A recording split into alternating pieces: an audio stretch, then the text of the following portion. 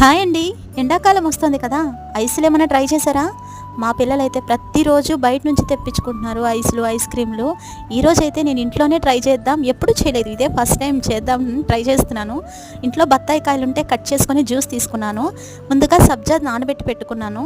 అందులో కొద్దిగా చక్కెర వేసుకొని సబ్జా వేసి బాగా దొల్లిచ్చి చక్కెర బాగా కరిగాక పక్కన పెట్టుకున్నాను. ఈ ఐస్ స్టాండ్లో పోసేసుకుందాము.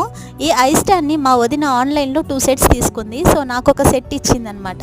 దీంట్లో అయితే నేను ఐసుల్లాగా పోసి పెట్టేసుకొని డీప్ ఫ్రిడ్జ్లో పెట్టేసుకున్నాను. అది పెట్టిన మొదలు మా పిల్లలు ఎప్పుడు అది గడ్డ కడుతుందా నా తల అయితే తినేశారు. ఇంకా ఫైనల్గా అవి గడ్డగట్టాక వాళ్ళకైతే తీసిచ్చాను ఐసులు. నిజంగా చాలా బాగున్నాయి, పిల్లలు చాలా ఇష్టంగా తిన్నారు.